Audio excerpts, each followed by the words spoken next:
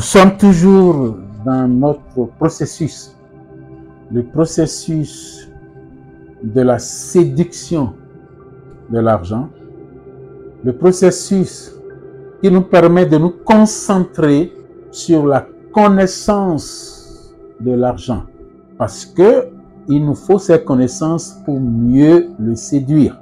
Nous voici encore, et je vous séduis avec toutes les connaissances que nous avons déjà acquises depuis le premier jour, et toutes les connaissances que nous n'avons pas encore eues, et que Dieu entend nous donner pour la réelle séduction de l'argent. Aujourd'hui, 13e jour, le texte est vraiment long. Nous allons l'écouter.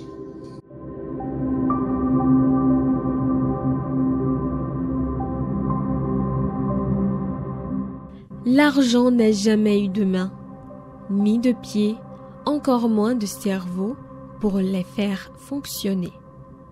Mais ces grands services peuvent aider à posséder ou créer des mains d'œuvre, des pieds d'œuvre et des cerveaux d'œuvre.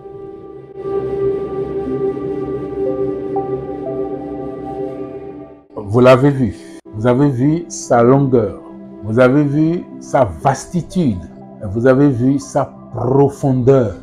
Oui, la longueur peut ne pas être physique. Oui, je n'y vois pas un petit test. Je n'y vois même pas un test court.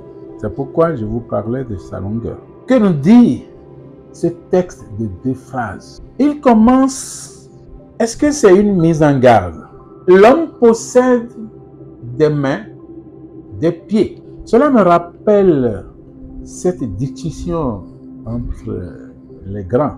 Parce que nous avons des mains et des pieds, nous avons un cerveau. L'autre dit, non, c'est plutôt parce que nous avons un cerveau que nous avons mains et pieds.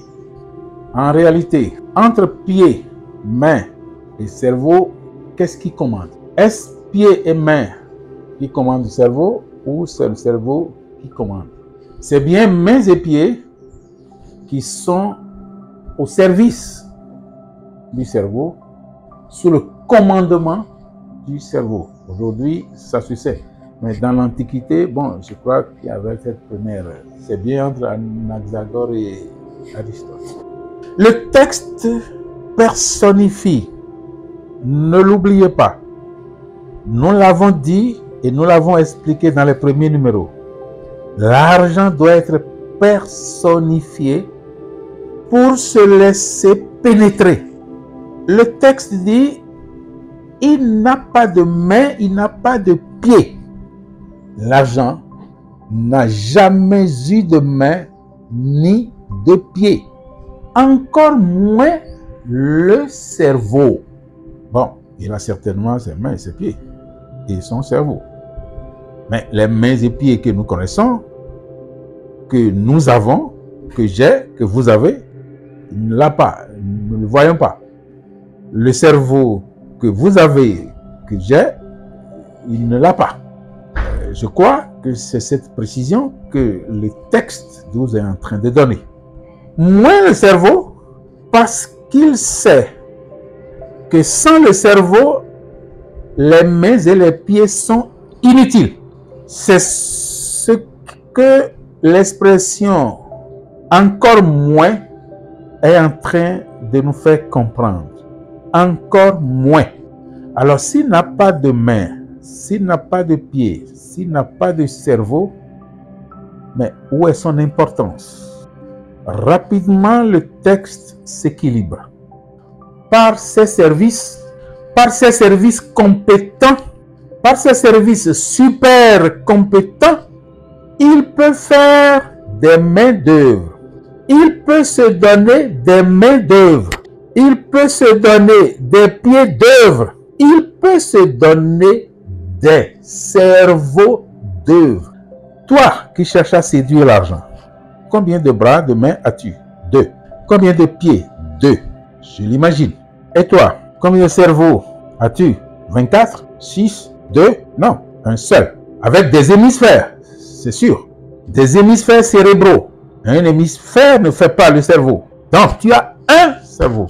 Un seul. L'argent n'a pas deux pieds, deux mains, un cerveau, il ne l'a pas.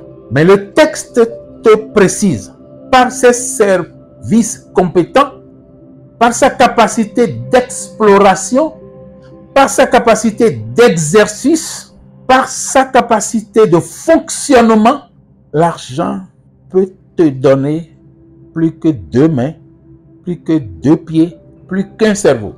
Vous voyez l'importance? Il n'est pas notre source. Il ne fait pas notre bonheur. Il n'a pas de main, il n'a pas de cerveau. Mais voilà son travail. L'importance que Dieu lui a donnée, l'importance qu'il possède dans sa mission, cette importance fait de lui l'outil capable de forger, de créer, d'avoir, de louer des mains d'œuvre, des pieds d'œuvre et des cerveaux d'œuvre. Ça, c'est ma vision. C'est d'une beauté extraordinaire. C'est d'une beauté extraordinaire. On a dit hier ou avant-hier qu'il ne peut rien, absolument rien. Qu'est-ce qu'il peut s'il n'a pas de main? Qu'est-ce qu'il peut s'il n'a pas de pied? Qu'est-ce qu'il peut s'il n'a pas de cerveau? Mais nous avons dit, il peut tout à l'aide de quelqu'un. Voilà une autre forme. Ses mains, ses pieds, ils ne l'ont pas. Ce cerveau, il ne l'a pas. Mais il est fort de quelque chose. Il est fort de quelque chose. Il est gros de quelque chose. Qu'il enfante, qu'il accouche. Il est gros des services compétents. Il est gros des services compétents. Il est rempli de services compétents. Il est compétent. Il peut accoucher des services à nul autre pareil. Et par ces services, eh bien, si tu veux 1000 mains, il peut t'en donner. 1000 pieds, il peut t'en donner. 1000 cerveaux, il peut t'en donner. Il amplifie, qu'il vous souvienne, quand on était dans ces rôles, quand on était dans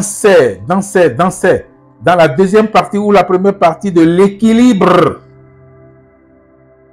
au niveau du bonheur. Quelque part, nous avons dit, il amplifie. Il amplifie quoi?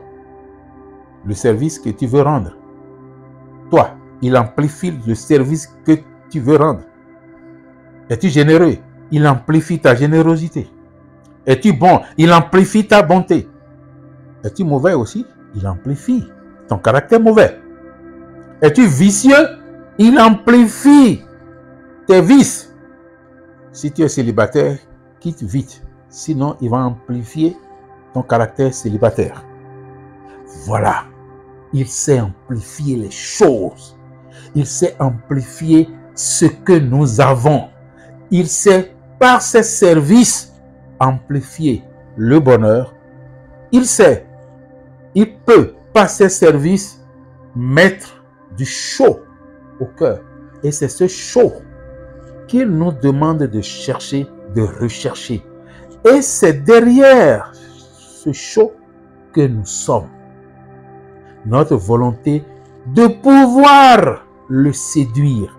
Notre volonté de pouvoir lui commander.